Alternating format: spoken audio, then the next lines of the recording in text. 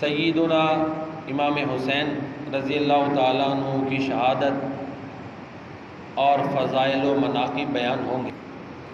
ان کے بارے میں علامہ ذہبی رحمہ اللہ تعالیٰ نے جو تعارفی کلمات لکھے ہیں وہ یہ ہیں: الامام الشہید الکامل صبت رسول اللہ صلی اللہ علیہ وسلم و ریحانتہ و محبوب۔ بھاجی اے نا پنکھے چلا کے تو دروازہ بھی کھول، پنکھے چلا دیو تو دروازہ بھی کھول دو تو چھوٹے ایگزاسٹ بھی نا۔ ہاں جی،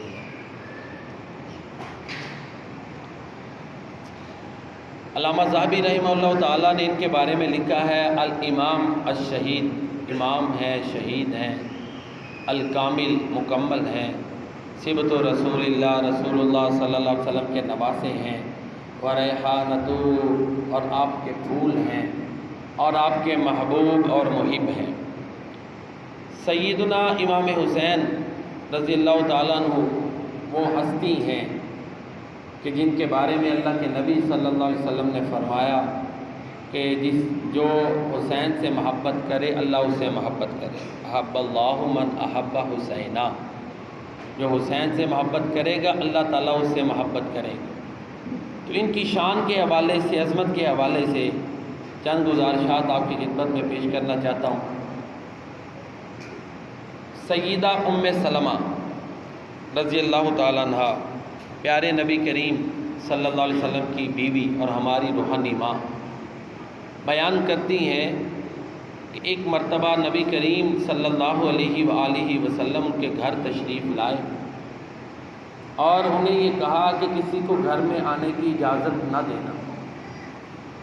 تھوڑی دیر گزری تو سیدہ فاطمہ الزہرا رضی اللہ تعالیٰ عنہ تشریف لائیں۔ ظاہر ہے وہ بیٹی تھیں، ان کو وہ روک نہیں سکتی تھی، وہ اندر تشریف لے گئی۔ پھر سیدنا امام حسن، سیدنا امام حسین باری باری، اور سیدنا علی المرتضیٰ رضی اللہ تعالیٰ عنہم اجمعین، یہ تینوں تشریف لائے۔ ان کو بھی ظاہر ہے وہ کیسے روک سکتی تھی، اندر تشریف لے گئے۔ اور یہ بات ذہن میں رکھیں کہ یہ کوئی نافرمانی میں نہیں آتا، ٹھیک ہے نا۔ اب یہ ہستیاں ایسی ہیں کہ ظاہر ہے ادھر انڈرسٹوڈ یہی ہے کہ کسی اور کو نہیں آنے دیں۔ آپ پیارے نبی کریم صلی اللہ علیہ وآلہ وسلم نے انہیں ایک چادر میں لپیٹ لیا اور اللہ تعالیٰ سے ہم کلام ہوئے کہ اے اللہ، یہ میرے اہل بیت ہیں، ان کو تو پاک کر دے۔ اللہ تعالیٰ نے قرآن کریم کی یہ سورہ جو ہے نا الاحزاب کی آیت مبارکہ نازل فرما دی: انما یرید اللہ لیذھب عنکم الرجس اہل البیت ویطہرکم تطہیرا۔ بے شک اللہ ارادہ کرتا ہے کہ تم سے پلیدی، پہلے ہی وہ پاک تھے نا، یہ احتیاطاً فرمایا کہ پلیدی کو دور کر دے اور تمہیں اچھی طرح پاک کر دے۔ یہ ہستیاں پہلے ہی پاک تھیں، اللہ نے اور پاک کر دی، پاکیزہ ترین ہستیاں۔ یہاں سے چند باتیں سمجھیں کہ جس طرح کہ میں اکثر جب یہ آیت مبارکہ بیان کرتا ہوں تو عرض کرتا ہوں کہ پیارے نبی کریم جناب محمد مصطفیٰ بڑے درود و سلام صلی اللہ علیہ وآلہ وسلم پاکیزگی کے سب سے اعلیٰ مقام پر ہے، اس پر کوئی بھی نہیں، نہ کوئی نبی، نہ کوئی اہل بیت میں سے، نہ کوئی صحابی، نہ کوئی پیغمبر۔ پیارے نبی کریم جناب محمد مصطفیٰ صلی اللہ علیہ وآلہ وسلم پاکیزگی اور طہارت کے سب سے اعلیٰ مقام پر ہیں۔ اس کے بعد درجہ بدرجہ نیچے انبیاء کرام پاکیزگی پر ہیں، پھر اہل بیت ہیں، پھر صحابہ کرام ہیں، پھر اولیاء اعظام ہیں، پھر عام مسلمان بھی پاکیزگی پاک ہوتا ہے۔ کہتے نہیں وضو کیا تو پاک ہے، کلمہ پڑھا ہے تو پاک ہے۔ اللہ کے نبی کا فرمان ہے: المؤمن لا ينجس، مومن پلید نہیں ہوتا، یہ پاک ہوتا ہے۔ ہم پاکیزگی کا جو سب سے نچلا درجہ ہے، آپ کروڑوں درجے بنا لیں، اربوں درجے بنا لیں، اس پہ ٹاپ پہ پیارے نبی کریم جناب محمد مصطفیٰ صلی اللہ علیہ وآلہ وسلم ہیں، اس کے نیچے پھر درجہ بدرجہ انبیاء کرام ہیں، پھر اہل بیت ہیں، پھر صحابہ کرام، پھر اللہ کے اولیاء، پھر اس کے نیچے آخری درجے میں ہم گناہگار مسلمان ہیں۔ تو یہ پاکیزگی کے درجے ہیں۔ 5 تن پاک یہاں سے نکلا کہ 5 ہستیاں پاک ہیں، یہ بھی پاک ہیں، سارے انبیاء بھی پاک ہیں، اللہ کے پیارے نبی کے پیارے صحابہ ابو بکر صدیق بھی پاک ہیں، عمر فاروق، عثمان غنی یہ بھی پاک ہیں، ان کے علاوہ سیدہ زینب اللہ کے نبی کی نواسی، یہ سارے لوگ اطہار ہیں، پاک ہیں۔ ایک چیز تو یہاں سے یہ بات واضح ہوتی ہے جو یہ سمجھ لیں۔ دوسری چیز اس طرح کی میں عرض کر چکا کہ سیدہ ام سلمہ رضی اللہ تعالیٰ عنہ نے اگر ان کو نہیں روکا تو اس میں نافرمانی نہیں آتی۔ یہ اس کی ایک مثال ملتی ہے کہ جب صلح حدیبیہ ہو رہی تھی تو کفار مکہ نے پیارے نبی کریم صلی اللہ علیہ وسلم کے اس جملے پر اعتراض کیا، محمد الرسول اللہ، رسول اللہ پہ اعتراض کیا، تو انہوں نے کہا یہ مٹا دے۔ اللہ کے پیارے نبی صلی اللہ علیہ وسلم نے صلح کے لیے کہا کہ چلو یہ جملہ مٹا دیتے ہیں۔ وہ کہتے ہیں ہم تو رسول اللہ نہیں نہ مانتے، اگر مان لیں تو لڑائی کس بات کی؟ تو آپ نے سیدنا علی المرتضیٰ رضی اللہ تعالیٰ عنہ سے کہا کہ علی رسول اللہ کے الفاظ کو مٹا دو۔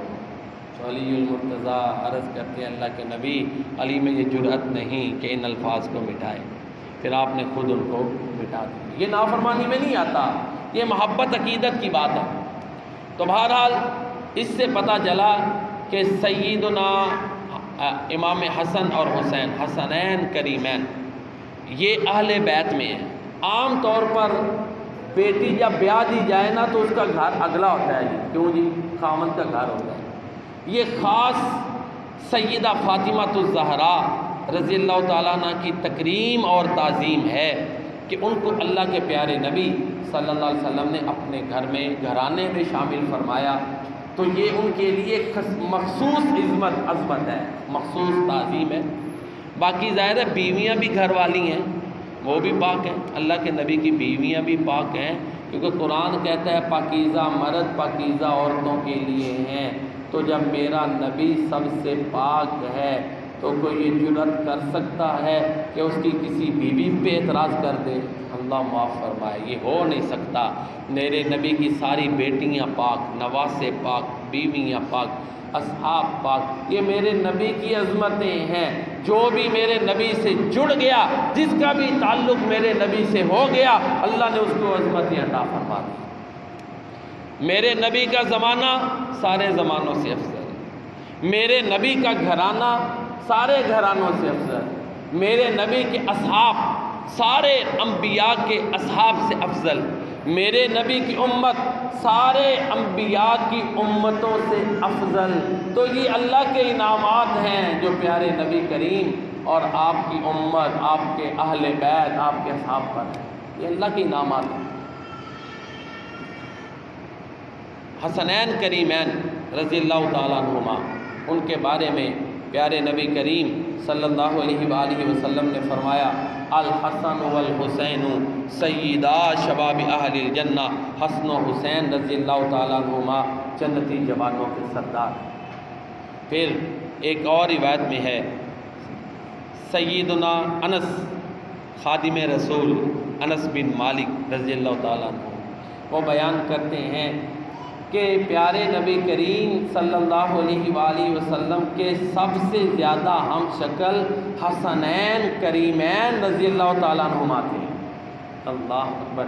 تو میرے پیارے نبی تو وہ ہیں کہ جن کے بارے میں حسان نے کہا وَأَحْسَنَ مِنْكَ لَمْ تَرَكَتْ عَيْنِي وَأَجْمَلَ مِنْكَ لَمْ تَلِدِ النِّسَاءُ خُلِقْتَ مُبَرَّأً مِنْ كُلِّ عَيْبٍ كَأَنَّكَ قَدْ خُلِقْتَ كَمَا تَشَاءُ، کہ اے اللہ کے نبی آپ سے زیادہ خوبصورت میری آنکھ نے کسی کو نہیں دیکھا، آپ سے زیادہ خوبصورت کسی ماں نے کوئی بچہ جنم نہیں دیا، آپ ہر عیب سے پاک پیدا ہوئے، ایسے لگتا ہے آپ ویسے پیدا ہوئے جیسا کہ آپ چاہتے تھے۔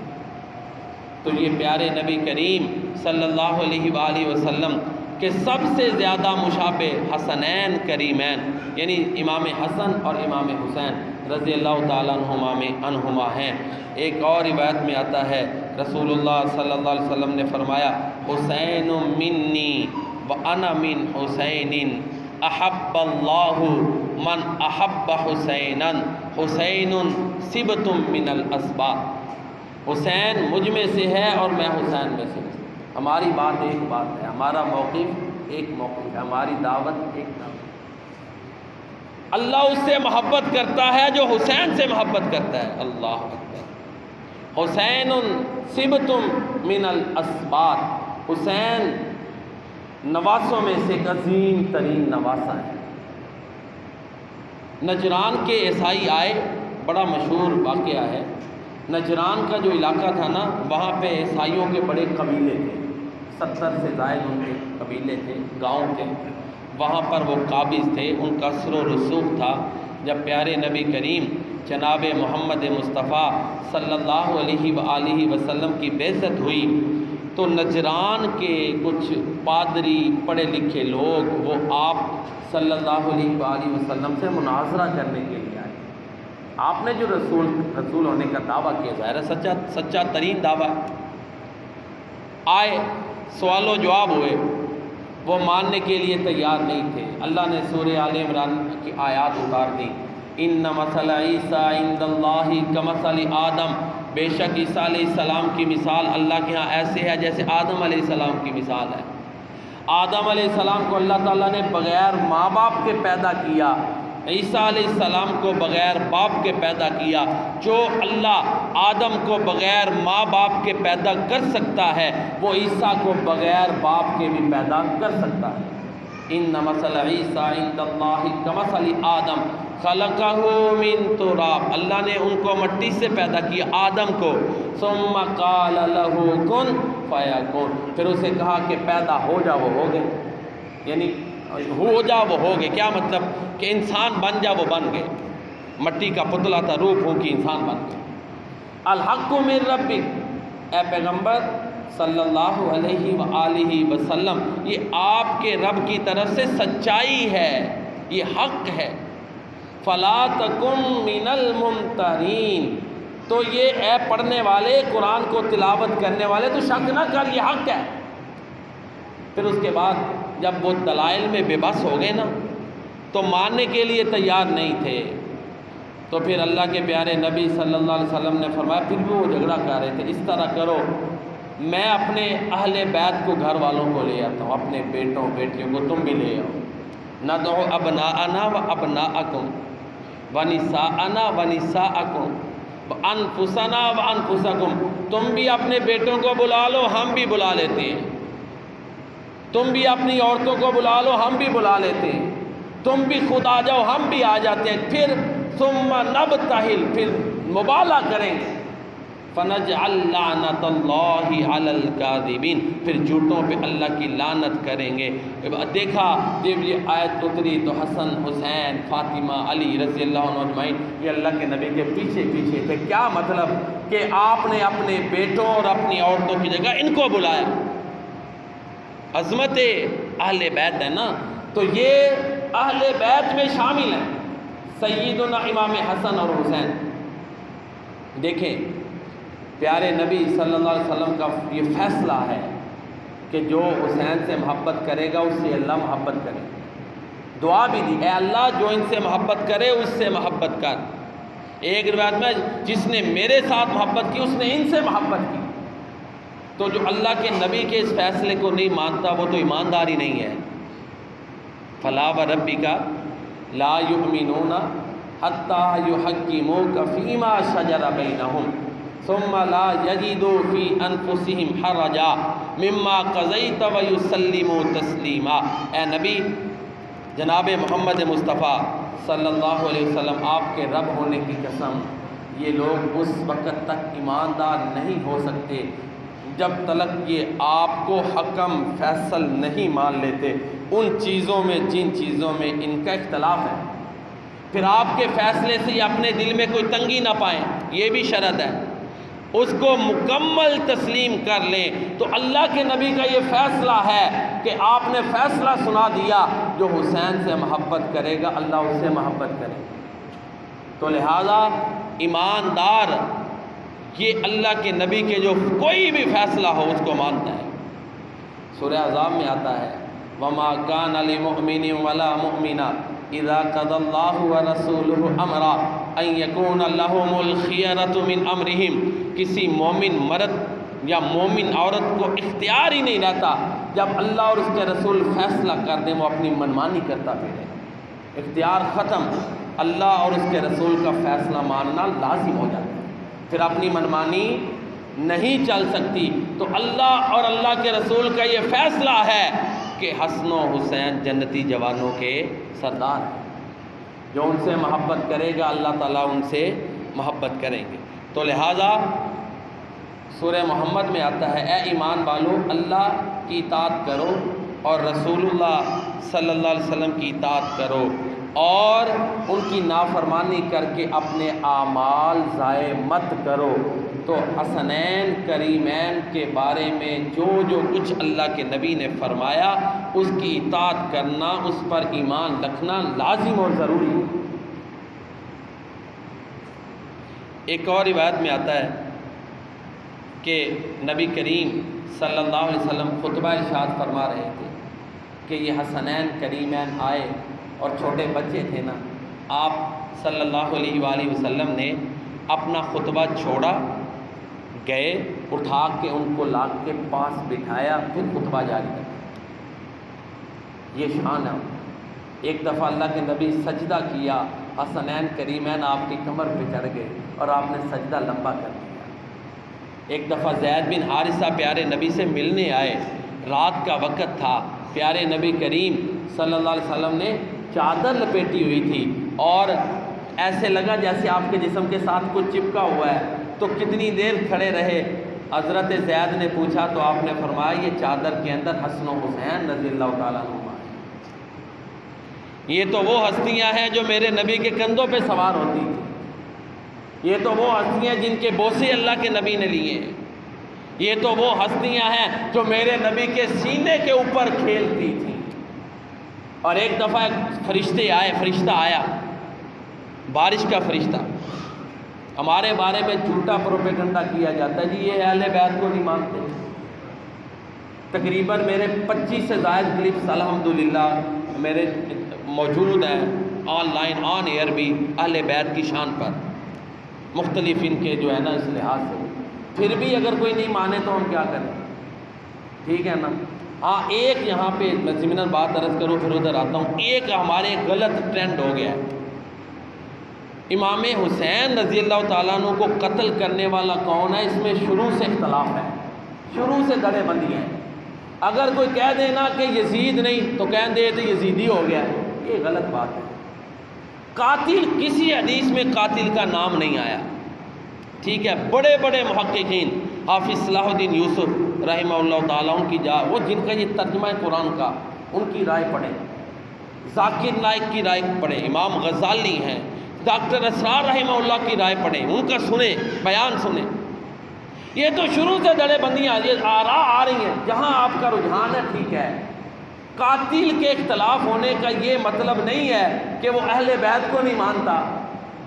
اہل بیت کی تو حدیثیں واضح ہیں، قاتل کا کہیں نام ذکر نہیں ہے. یہ بھی حدیث ذکر کرنے لگا ہوں. فرشتہ بارش والا پاس تھا تو امام حسین رضی اللہ تعالیٰ عنہ تشریف لائے اور آپ کے سینہ مبارک کے اوپر کھیلنا شروع ہو. تو کہتے ہیں آپ کو پتہ ہے کہ آپ کے اس نواسے کو آپ کی امت شہید کر دے گی، نام نہیں بتایا کون کرے گا. شہادت پہ سب کا اتفاق ہے. پیارے نبی کریم صلی اللہ علیہ وسلم پریشان ہو گئے. بعض روایات میں ہے آپ کو مٹی بھی دکھائی گئی. یہاں پر دیکھیں اللہ کے نبی نے یہ سفارش نہیں کی کہ میرے نواسے کو لوگ شہید نہ کریں، کیونکہ شہادت وہ مرتبہ ہے جو میرے نبی نے خود کہا کہ میں یہ چاہتا ہوں کہ میں اللہ کی راہ میں شہید ہو جاؤں، پھر زندہ ہو جاؤں، پھر شہید ہو جاؤں، پھر زندہ ہو جاؤں. تو جب میرے نبی نے اپنے لیے یہ تمنائیں کی ہیں تو اپنے نواسے کے لیے جب شہادت کی خبر ملی تو آپ نے کوئی سفارش نہیں کی کہ وہ اس کو نہ شہید کریں. البتہ غمگین ہوئے، ظاہر ہے تکلیف تو ہوتی ہے، لیکن اس ضمن میں اکثر عرض کرتا ہوں کہ جس طرح ہمارے ہاں اس کو بہت زیادہ بڑھا چڑھا دیا گیا ہے اور ایک جو ہے نا وہ زنجیر زنی اور سینہ کو بھی اور چھریاں مارنا یہاں تک لے گئے، یہ درست نہیں. دیکھیں ابھی میں انشاءاللہ شہادت کی طرف تفصیل سے آؤں گا، لیکن اب ضمناً چونکہ یہ بات ایک شروع ہو گئی ہے، سن لیں۔ خبیب رضی اللہ تعالیٰ عنہ، پتہ ہے نا ان کو کفار مکہ نے قید کر لیا تھا۔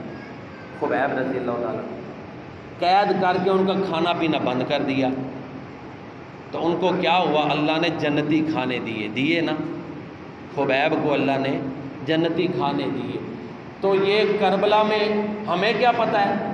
اللہ اہل بیت جن کا مقام خبیب سے بڑا اونچا ہے، تو اللہ کربلا کے میدان میں ان کو غیب سے کھلا پلا سکتے ہیں۔ میری اور آپ کی عقل میں یہ معاملہ نہیں آ سکتا۔ سیدہ مریم زکریہ علیہ السلام ہیں، گھر چھوڑ کے چلے گئے، آئے تو پھل دیکھے، بے موسم پھل، پوچھا کہاں سے؟ کہا ہوا من عند اللہ، اللہ کی طرف سے۔ ام ایمن رضی اللہ تعالیٰ عنہ، یہ وہ ہیں جو اللہ کے نبی کو کھلاتی رہی ہیں ام ایمن جنتی خاتون ہے، روزہ رکھا ہوا تھا، رستے میں جا رہی ہے صحرا، کوئی کھانے پینے کے لیے کچھ نہیں، افطاری کا وقت ہو گیا، نڈھال ہو گئی، اللہ نے جنتی ڈول بھیج دیا، پانی کا انتظام کر دیا، تو لہذا پانی حضرت عثمان غنی 40 دن پانی بند رہا، قرآن ہی پڑھتے تھے تو اللہ بھوک اور پیاس کا حل کر دیتا تھا، تو لہذا اہل بیت میدان کربلا میں پانی بند ہوا، کھانے بند ہوئے، لیکن اللہ قادر ہے ان کو غیب سے کھلانے پر۔ مجھے اور آپ کو نہیں پتہ تو ہم اپنے پر ان کو قیاس نہ کریں، ایک بات یہ ذہن میں رکھیں۔ دوسری بات، شہید کو بوقت شہادت اتنی تکلیف ہوتی ہے جتنے چونٹی کاٹنے سے ہوتی ہے، تو ظاہری طور پر تو اہل بیت پر یہ کیفیت تھی، اب غیبی مددیں ابراہیم علیہ السلام کے لیے اللہ نے آنکھ کو گلزار بنایا، ظاہری آنکھوں کو پتہ نہیں تھا۔ اہل بیت کی شہادت کے وقت اللہ ان کو کم سے کم تکلیف دینے پہ قادر ہے، باقی عظمتیں تو مل چکے ہیں نا، آزمائشوں سے تو گزرنا پڑتا ہے، یہ شہادت گاہ الفت میں قدم رکھنا ہے۔ لوگ آسان سمجھتے ہیں مسلمان ہونا، ظاہری طور پہ بڑی بڑی تکلیفیں آئیں، پچھلی امتوں پہ آئیں، لیکن اللہ اپنے بندوں کو تسلیاں بھی دیتے ہیں۔ عام بندوں پہ جب کوئی آزمائش آتی ہے تو ساتھ ہی تسلیوں کے سلسلے بھی شروع ہو جاتے ہیں۔ عام بندوں کے واقعات ہیں، اللہ ان کو خوابوں میں کھلا پلا دیتے ہیں۔ کئی بندوں کے واقعات سنیں، ہمارے پیارے نبی کریم صلی اللہ علیہ وسلم لگاتار روزے رکھتے تھے، صحابہ کرام نے بھی شروع کر دیا، آپ نے فرمایا تم میرے جیسے نہیں ہو، میرا رب مجھے کھلاتا پلاتا ہے۔ میں نے کئی لوگوں کے واقعات سنے، خواب میں ایسے ہوا، ظاہری طور پہ اس کے اثرات معلوم ہوئے۔ تو اہل بیت کو اللہ غیب سے کھانا کھلانے پہ اس میدان میں قادر ہے، شہادت کی کم سے کم تکلیف ہو، اللہ اس بات پہ قادر ہے۔ ظاہری طور پہ بڑے مظالم ہیں، اندرونی طور پہ اللہ تعالیٰ ان کو کم سے کم تکلیف دینے پہ قادر ہے۔ اور آخری بات، اب اہل بیت کدھر ہیں جی؟ کیوں جی؟ اب وہ جنت میں اعلیٰ مقامات پر ہے، تو لہذا اب اس نیت سے اپنے آپ پہ چاقو چھریاں چلانا ہے، محبت سب کو ہے، محبت پہ میں اعتراض نہیں کرتا، محبت کے اظہار کا جو طریقہ ہے اس میں اختلاف ہے، یہ بات ہے، اوپن بات کرتے ہیں۔ ہم کہتے ہیں ان کا ذکر کرو، اہل بیت کا شان بیان کرو، ان کی قربانیاں بیان کرو، ان کی سیرت بیان کرو اور ان کی سیرت کو اپناؤ، یہ طریقہ ہے۔ ان پہ ظلم ہوا اس کا دکھ ہے، لیکن دکھ کے ساتھ ساتھ یہ خوشخبریاں بھی ذہن میں رکھیں نا کہ اللہ اہل بیت کو یہ انعامات دینے پہ قادر ہے۔ اب وہ جنتی جوانوں کے سردار ہیں حسن و حسین رضی اللہ تعالیٰ عنہ، یہ ذکر کریں، ان کے دکھ میں اپنے آپ کو قتل کرنا یا آگ میں اپنے آپ کو پھینکنا یا چھریاں چلانا، پچھلے خطبہ جمعہ میں تفصیل سے دلائل ذکر کر چکا ہوں، وہ جو دلائل دیتے ہیں ان کا میں تفصیل اب میں دوبارہ نہیں ذکر کروں گا، یہ غلط ہے۔ ایک اور بات، یا اہل بیت کی محبت میں اللہ کے پیارے نبی کے صحابہ کو غلط کہنا، ان پہ تنقیدیں کرنا، تبرہ بولنا، یہ بھی غلط ہے۔ اہل بیت کی محبت بیان کریں۔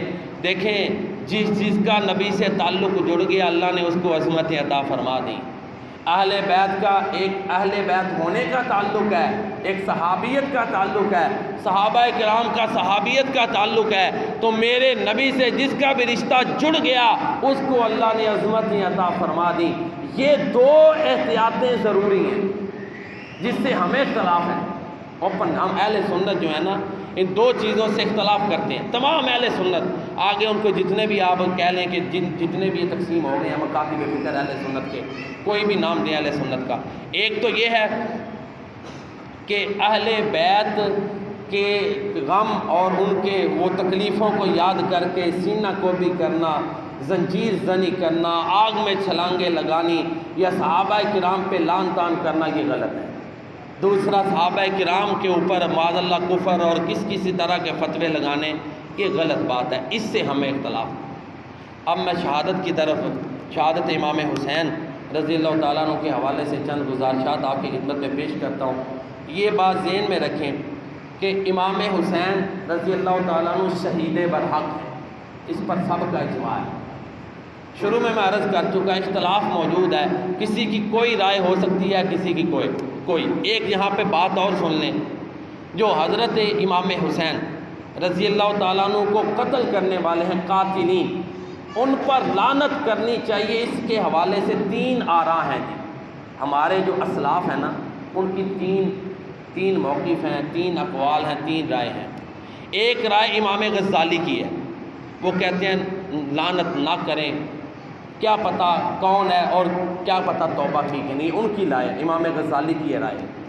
دوسری رائے ہے ابن الجوزی، امام ابن الجوزی رحمہ اللہ تعالیٰ، وہ کہتے ہیں نام لے کے جنہوں نے قتل کیا نا امام حسین رضی اللہ تعالیٰ عنہ کو، ان پر لعنت کریں۔ اب نام لینے والے کوئی کسی کا لیتا ہے، کوئی کسی کا لیتا ہے، اس میں اتفاق نہیں۔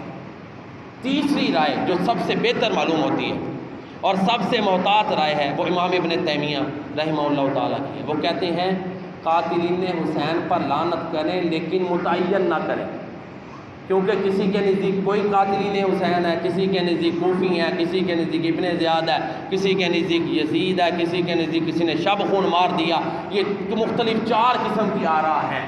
تو جب مسلمانوں میں جو مجرم ہے وہ چاروں میں بٹا ہوا ہے اور سب دلائل دیتے ہیں، اس طرح آپ متعین نام نہ لیں، لیکن یہ کہہ سکتے ہیں قاتلین حسین پر اللہ کی لعنت، رسول کی لعنت، فرشتوں کی لعنت، لعنت کرنے والوں کی لعنت، یہ موقف صحیح ہے۔ امام ابن تیمیہ رحمہ اللہ تعالیٰ کا جو موقف ہے یہ زیادہ محتاط ہے، یہ زیادہ درست ہے۔ تو بہرحال امیر معاویہ دیکھیں خلافت 30 سال رہی ہے، امام حسین شہید ہوئے، اس کے بعد بھی خلافت قائم ہوئی، ملوکیت ہی ہے۔ یہ جو خلافت عثمانیہ کا نام دیتے ہیں نا وہ تو بدترین ملوکیت تھی۔ امام حسین رضی اللہ تعالیٰ عنہ شہید ہوئے خلافت قائم کرنے کے لیے، ایسا ہی ہے نا، نہ ان کی شہادت کے بعد نہ کسی بعد والے دور میں خلافت نے ملوکیت کی بدترین سے بدترین شکلیں آئیں۔ خلافت 30 سال تھی، حضرت امام حسن رضی اللہ تعالیٰ عنہ کا 6 ماہ کا دور، اس کے بعد حکمران بن گئے امیر معاویہ۔ حسنین کریمین رضی اللہ تعالیٰ عنہما نے، چونکہ جو کوفی عراقی تھے وہ قابل اعتماد نہیں تھے، انہوں نے امیر معاویہ سے صلح کر لی۔ میں یہاں پر اکثر عرض کرتا ہوں، اگر امیر معاویہ کو باغی کہتے ہیں لوگ تو پھر امام حسن حسین ان سے صلح نہ کرتے بلکہ بغاوت کو کچلتے۔ کیوں جی؟ یہاں سے یہ سوال ہے کہ اس کا کسی کے پاس جواب نہیں۔ ایک بات اور یہ بھی نہیں ہو سکتا کہ یہ جو امامین ہیں حسنین کریمین، اگر حضرت امیر معاویہ سب سے بڑا اس وقت عہدہ تھا حاکم وقت کا، صدارتی نظام تھا کہہ لیں، اس سے بھی زیادہ مضبوط نظام تھا، سارے اختیارات حاکم وقت کے پاس تھے، خلیفہ کے پاس آپ دیکھیں نا وہی سسٹم ملوکیت کی شکل میں چلا، تو صدارتی نظام کی بھی طاقتور شکل تھی، تو سارے اختیارات تو امیر معاویہ کے پاس تھے۔ اگر امیر معاویہ جیسے کچھ لوگ اعتراض کرتے ہیں اس عہدے کے اہل نہیں تھے تو حسنین کریمین نے ان کو کیوں بٹھا دیا؟ کبھی بھی ایسے نہیں ہو سکتا۔ سب سے بڑے عدل والے فیصلے اہل بیت کے فیصلے، انہوں نے صلح کی، ان کی صلح ہمیں اس بات سے روک دیتی ہے۔ پھر انہوں نے یہ اہل سنت کی کتابوں میں موجود ہے، بلکہ دوسرے بھائیوں کی کتابوں میں بیعت کی، حاکم ماننے کی بیعت کی کہ حاکم ہے، پھر سب سے مین عہدے پہ بٹھا دیا، تو لہذا امیر معاویہ حکمران بن گئے، 20 سال حکمران رہے، 7 سال امام حسن رضی اللہ تعالیٰ عنہ کی حکمرانی میں رہے، حکمران تھے، وہ خلیفہ راشد نہیں تھے، ہم ان کو امیر معاویہ کو خلیفہ راشد نہیں مانتے، خلافت 30 سال ہے، اس کے بعد کوئی خلیفہ راشد ہوا ہی نہیں، ہے ہی نہیں۔ عمر بن عبدالعزیز بھی گزرے ہیں لیکن وہ بھی حکمران تھے، ٹھیک ہے نا، نیک حکمران تھے۔ 7 سال بعد امام حسن رضی اللہ تعالیٰ عنہ فوت ہو گئے، پھر امیر معاویہ پہ اعتراضات، حضرت علی کے اوپر وہ بڑا غلط باتیں کرواتے تھے، اگر کرواتے تھے تو حسنین کریمین کا کوئی بیان نہیں ملتا، یہ بھی تو دیکھیں نا۔ بہرحال 10 سال بعد پھر مغیرہ بن شعبہ رضی اللہ تعالیٰ عنہ وہ صحابی تھے جو پہلے حضرت علی کے طرفدار تھے، ٹھیک ہے، بعد میں امیر معاویہ کے ساتھ مل گئے۔ انہوں نے مشورہ دیا کہ اب حالات ویسے نہیں، حضرت علی کے دور میں بھی آپ کو پتہ ہے امیر معاویہ وہ احتجاج کرتے ہوئے الگ ہو گئے، خانہ جنگیاں ہوئیں، اور اب خلفاء میں سے بھی آخری 3 خلفاء شہید ہوئے، حضرت عثمان غنی بھی شہید ہوئے، حضرت علی بھی شہید ہوئے، حضرت عمر فاروق بھی شہید ہوئے، حضرت علی کے دور میں خانہ جنگیاں تھیں، انہوں نے جو دلائل دیے مغیرہ بن شعبہ نے، اور یہ دلائل ڈاکٹر اسرار رحمہ اللہ تعالیٰ نے بھی ذکر کی ہیں، ٹھیک ہے، ان کی بڑی زبردست ریسرچ ہے اس پر، مختلف ریسرچز ہیں نا، ان کی بڑی کمال تحقیق ہے۔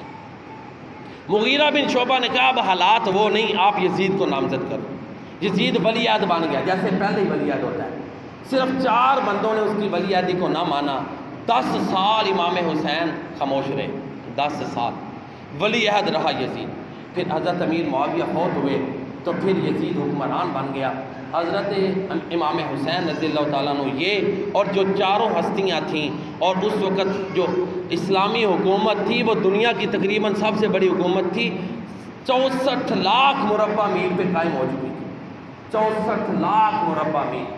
اب اس کا حکمران حسنین کریمین نے امیر معاویہ کو بنایا، ایک ہی اسلامی حکومت تھی، اگر امیر معاویہ نہیں تھے جو 20 سال رہے اور حضرت حسین ان کے دور میں رہے، تو پھر انہوں نے کیوں نہیں اس کو سائیڈ پہ کیا، یہ سوال ہے، ٹھیک ہے نا، اس سوال کا جواب نہیں ملتا۔ آگے یزید بن گیا حکمران، یزید کی 4 بندوں نے بیعت نہ کی، ان میں یہ جنتی جوانوں کے سردار امام حسین رضی اللہ تعالیٰ عنہ یہ تھے، عبداللہ بن زبیر یہ بھی بڑے جلیل القدر صحابی تھے، عبداللہ بن عمر اور عبداللہ بن عباس، عبداللہ بن عباس ترجمان القرآن اور حبر الامہ بہت بڑے، یہ دونوں عمر رسیدہ تھے، عبداللہ بن عمر اور عبداللہ بن عباس، ان دونوں نے بعد میں بیعت کر لی، لیکن حضرت امام حسین اور عبداللہ بن زبیر رضی اللہ تعالیٰ عنہما نے بیعت نہ کی۔ ادھر سے کوفہ کے لوگ، چونکہ یہ پہلے بھی حضرت علی کی وہاں پر حکمرانی تھی، اس سے پہلے بھی یہ لوگ شیعان علی تھے، انہوں نے پھر خطوط بھیجے امام حسین رضی اللہ تعالیٰ عنہ کو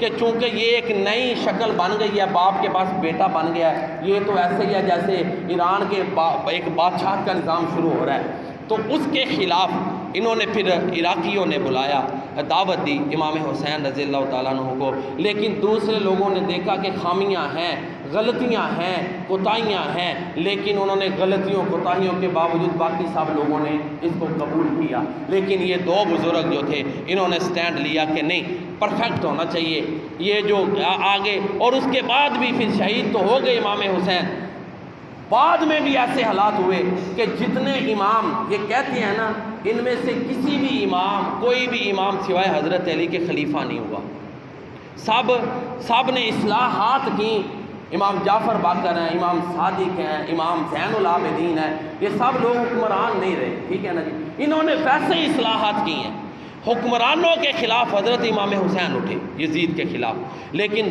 آگے سے دھوکہ کوفیوں نے دے دیا، کوفی جو ہے نا، اور دیکھیں یہ کوفی وہ لوگ تھے جو قابل اعتماد ہی نہیں، یہ ایک الگ ٹاپک ہے، اس کے اوپر بڑی تحقیقات موجود ہیں۔ بہرحال انہوں نے بڑے خطوط بھیجے امام حسین رضی اللہ تعالیٰ عنہ کہ آپ ہمارے پاس آئیں تو ہم آپ کو اپنا خلیفہ مانیں گے، تو ظاہر آپ وہاں سے پھر سٹارٹ لینا چاہتے تھے، لیکن شہادت وہاں پہ ہونی تھی، اور یہ بندے دنیا میں اس وقت جتنے بھی مسلمانوں کے صوبے تھے سب سے زیادہ کرپٹ کوفی تھے، ان سے تنگ آ کے امام حسن نے حضرت امیر معاویہ سے صلح کی، امام حسین کو کہا کہ ان پر اعتماد نہ کرنا، عبداللہ بن زبیر نے ان کو بڑی تنقید کی، سیدہ ام سلمہ نے بڑی تنقید کی، عبداللہ بن عمر نے سیدھا سیدھا کہا کہ یہ کوفی امام حسین کے قاتل ہیں، عبداللہ بن عباس ان کے اوپر مطمئن نہیں تھے، لیکن چونکہ شہادت ہونی تھی یہ بھی تھا، اور پھر وہ حق کے لیے بلا رہے تھے، خلافت کے قیام کے لیے، تو امام حسین رضی اللہ تعالیٰ عنہ نکل پڑے۔ اور وہاں پہ جنگ و جدل والی تو کیفیت ہی نہیں تھی، آپ تو اپنے بچوں کو لے کر نکلے تھے، یہ تو حالات ہی ایسے نہیں تھے۔ پھر انہوں نے بڑے خطوط بھیجے، خطوط ساتھ ہی تھے۔ بہرحال وقت چونکہ ختم ہو گیا ہے، وقت کی پابندی بھی ضروری ہے، میں خلاصہ بیان کرتا ہوں۔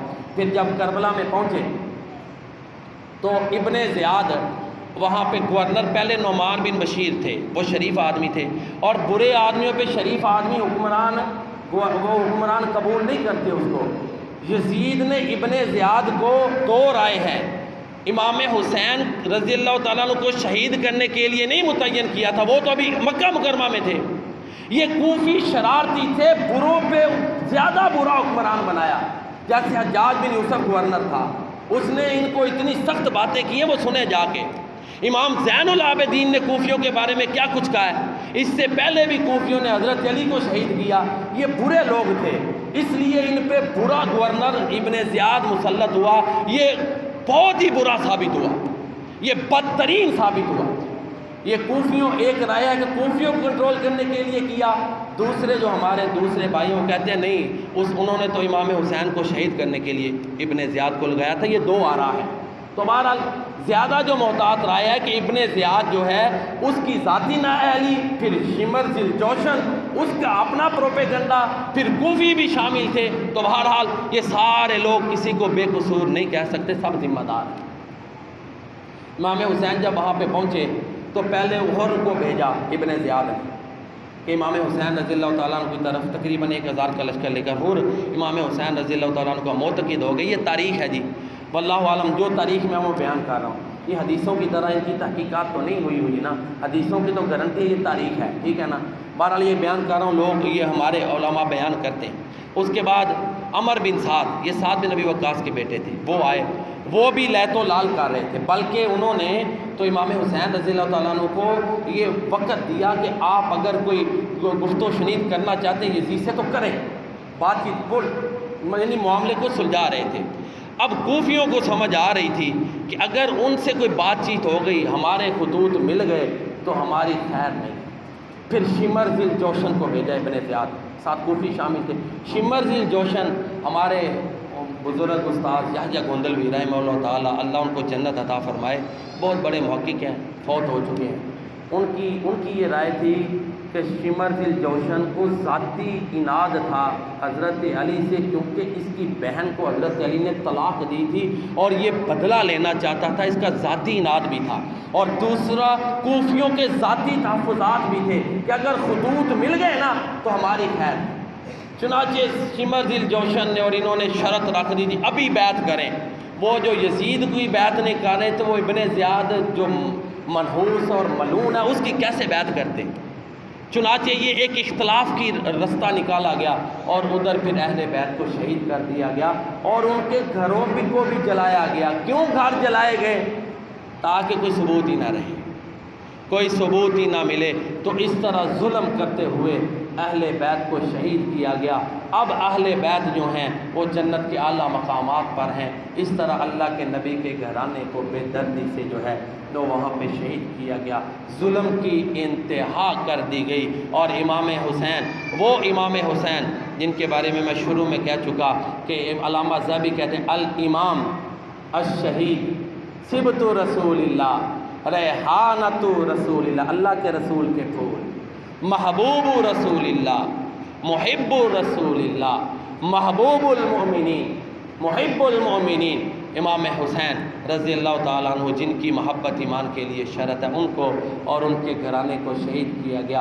امام زین العابدین صرف بچے، وہ بعد میں زندہ رہے۔ تو باقی ان کے بعد جتنے بھی اہل بیت میں سے آئے، ایک نفس زکیہ کھڑے ہوئے تھے، ان کو آل عباس اس سے بھی بدترین وہ آئے حکمران، وہ بادشاہت آئی، انہوں نے نفس زکیہ کو، وہ بھی انقلاب چاہتے تھے، شہید کر دیا۔ باقی جتنے ائمہ گزرے ہیں کوئی کسی کے پاس حکمرانی نہیں تھی، ایسے ہی اصلاحات کرتے رہے، تو اس طرح اہل بیت کو جو ہے وہ شہید کیا۔ بقول اقبال وہاں پر جو ہے نا داستان حرم ختم ہو گئی۔ غریب و سادہ اور رنگین ہے داستان حرم، نہایت اس کی حسین ہے، ابتدا ہے اسماعیل رضی اللہ عنہم اجمعین، وما علینا الا البلاغ۔